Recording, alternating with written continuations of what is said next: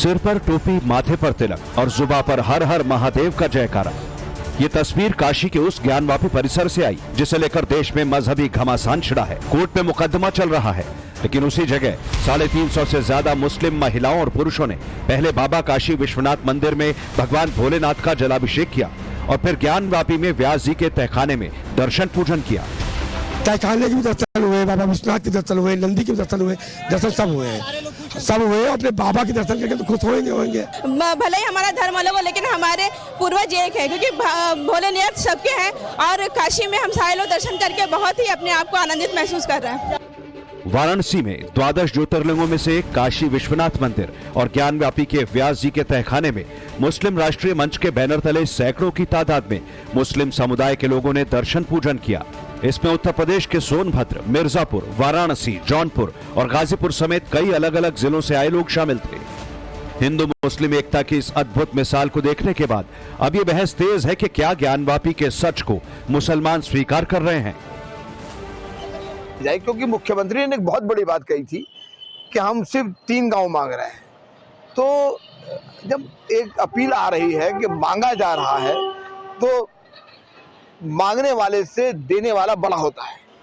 और अगर देश के अंदर एक अच्छा माहौल इसको लेके कायम होता है और तमाम दुनिया में ये मैसेज जाता है कि मुसलमानों ने और इस्लाम में मोहब्बत का पैगाम है और इन्होंने हिंदुस्तान के मुसलमानों ने करके दिखाया, तो उससे अच्छी कोई बात नहीं हो सकती। ज्ञानवापी पर एएसआई सर्वे के साक्ष्यों से लेकर कोर्ट के फैसले तक पर उत्तर प्रदेश का आम मुसलमान क्या सोचता है, हिंदू मुसलमान का नैरेटिव सेट करने में जुटे लोगों को लेकर मुस्लिम समाज के मन में क्या है, ये सब कुछ आपको उनकी ज़बानी बताएंगे। लेकिन उससे पहले देख लेते हैं कि ज्ञानवापी में हर हर महादेव और ओम नमः शिवाय का उद्घोष करने वाले मुसलमान ज्ञानवापी को लेकर क्या कह रहे हैं।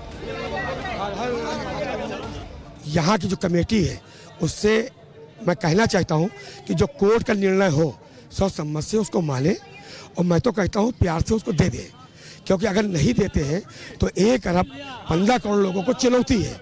इसलिए कुरान भी कहती है, आलमगीर का फतवा है कि विवादित स्थल के ऊपर नमाज नहीं हो सकती। हम केवल एक ही बात कहना चाहेंगे कि भाई मेरे विवाद में कुछ नहीं रखा है, बेहतर होगा मिल के रहे, उसी में तरक्की है। हमें तरक्की देखना चाहिए, ना कि विवाद से हमारा देश 20 साल पीछे चला जाएगा। अपनी लिए ना सही तो अपनी जनरेशन को सोचे, इससे ज्यादा और कोई अपील नहीं करेंगे। कब तक लड़ाएंगे। ज्ञानवापी के व्यास तहखाने में पूजा और दर्शन करने वाले मुसलमान साफ कह रहे हैं कि आज सच का साथ देने का समय है। ज्ञानवापी को लेकर भले ही कुछ कट्टरपंथी हाय तौबा मचा रहे हो, लेकिन मुस्लिम समाज का एक ऐसा तबका भी है जो इसके सच को स्वीकार करने लगा है। एएसआई से मिले सबूतों के बाद अब मुस्लिम समाज ने ये मान लिया है कि ज्ञानवापी कोई मस्जिद नहीं है बल्कि मंदिर है। और यही कारण है कि पिछले दिनों मुस्लिम समाज का एक बड़ा जत्था काशी विश्वनाथ मंदिर पहुंचा। महादेव के जयकारे के साथ मुस्लिम समाज के लोगों ने बाबा का आशीर्वाद लिया और इसके साथ ही इन लोगों का ये कहना है कि चूंकि करोड़ों लोगों की जो आस्था है, भावनाएं हैं, वो ज्ञानवापी से जुड़ी है, ऐसे में अब मुस्लिम समाज को अपनी जिद छोड़ देनी चाहिए और पूरा का पूरा जो मस्जिद है वो हिंदुओं को सौंप देना चाहिए। ये मुसलमान अंजुमन इंतजामिया मसाजिद कमेटी को सलाह देते नजर आए कि ज्ञानवापी का मसला अदालत के बाहर तय हो जाए और दोनों वर्गों के बीच शांति सुलह हो जाए। लेकिन ज्ञानवापी का मुकदमा लड़ रही अंजुमन इंतजामिया मसाजिद कमेटी भी क्या ऐसा ही सोचती है? हमारे वहाँ बदकिस्मती यह है कि हमारे जो अदालतें अब जो फैसला दे रही हैं वो न्याय फैसला तो दे रही हैं लेकिन न्याय नहीं कर रही हैं। मुस्लिम समाज के एक बड़े धड़े की ओर से भी ये मांग उठ रही है कि अदालत के बाहर भी इस मामले का हल हो सकता है। वो क्या कहते हैं, क्या करते हैं, हमें नहीं मालूम।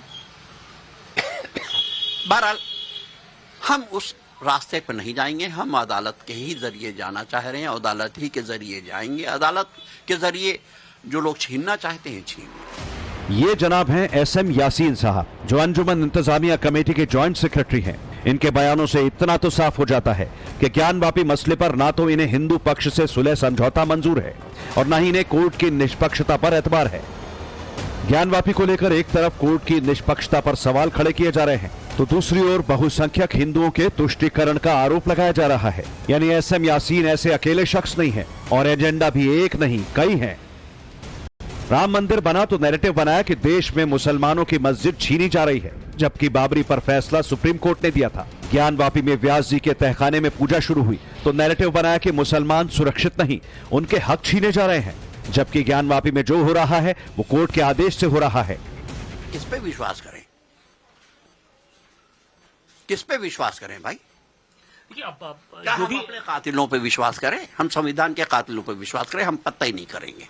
ये सब संविधान के कातिल हैं। व्यास जी के तहखाने में जो पूजा थी वो कोई कोर्ट से ये मामले को बंद नहीं किया गया था, पूजा को बंद नहीं किया गया था, बल्कि एक प्रशासनिक तौर पे इसको फौरी रोक लगा दी गई थी, सरकार की तरफ से रोक लगाई गई थी। तो जो वहां पर पूजा थी वो फिर से शुरू कर दी गई कोर्ट की तरफ से। अब कोर्ट ने कहा है इसको शुरू करने के लिए, किसी सरकार ने नहीं कहा है। तो इन सारी चीजों को बहुत गंभीरता से समझे और समाज को गुमराह ना करे, समाज को सही दिशा निर्देश दें। और ज्ञानवापी को लेकर एक खास नैरेटिव सेट करने वालों की लंबी चौड़ी लिस्ट है।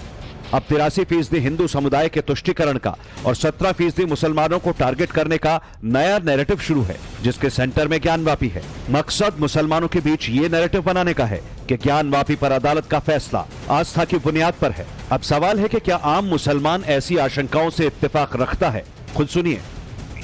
मैं तमाम कट्टरपंथियों से ये अपील करूंगा कि इसके अंदर अपनी राजनीति ना करें, इस्लाम को बदनाम ना होने दें।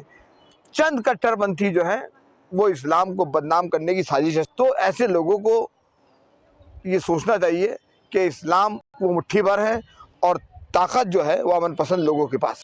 उसको देखते हुए जो भी वहाँ पर कार्य हो रहे हैं वो कोर्ट के निर्णय पर हो रहे हैं। मेरा कहना तो यह है कि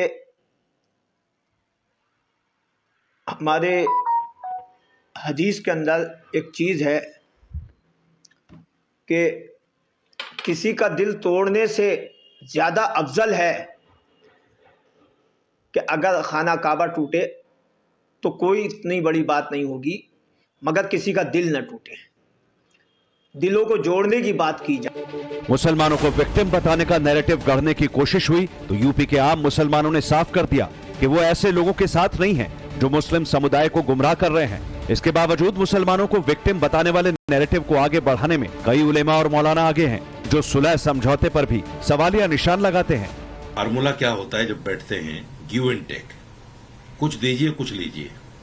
इस पर तो बैठने का मजा भी है और फायदा भी है।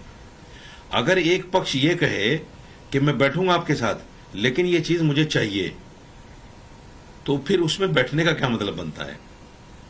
वो तो ऐसा हुआ कि भाई या तो आप दे दीजिए, जिस तरह का ये लोग मंचों से आह्वान कर रहे हैं कि बाबरी या तो मथुरा काशी हमें दे दीजिए, नहीं तो इसका हश्र वो होगा जो बाबरी मस्जिद का हुआ था।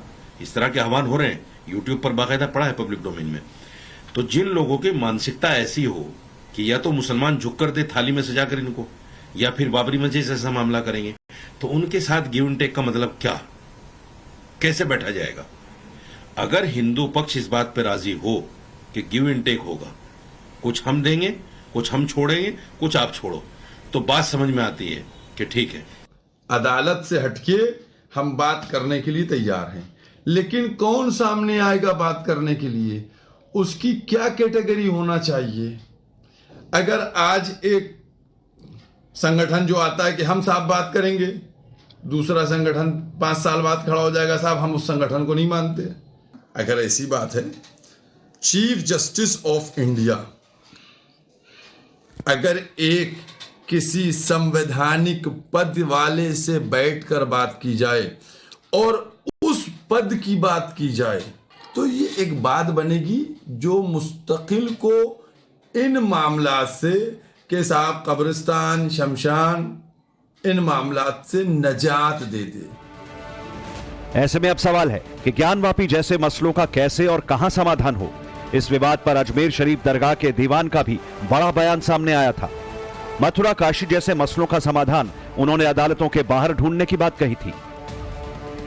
तमाम हिंदू और मुसलमान समाज की संस्थाओं से अपील करता हूं कि काशी और मथुरा जैसे मसलों का हल अदालतों के बाहर मिलजुल कर निकालने का प्रयास करें।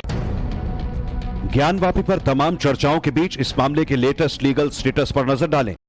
तो ज्ञानवापी प्रकरण अब सुप्रीम कोर्ट पहुंच गया है। मुस्लिम पक्ष ने सुप्रीम कोर्ट से ज्ञानवापी तहखाने में पूजा रोकने की अपील की है। 26 फरवरी को इलाहाबाद हाई कोर्ट ने मुस्लिम पक्ष की इस याचिका को खारिज कर दिया था। हाई कोर्ट के इसी फैसले के खिलाफ मुस्लिम पक्ष ने सुप्रीम कोर्ट का रुख किया और अब इलाहाबाद हाई कोर्ट ने निचली अदालत को ज्ञानवापी परिसर में मिले कथित शिवलिंग की पूजा की मांग वाली अर्जी को 8 हफ्ते में निस्तारित करने का आदेश दिया है। हाई कोर्ट ने कहा कि मामले की सुनवाई को बेवजह न टाला जाए।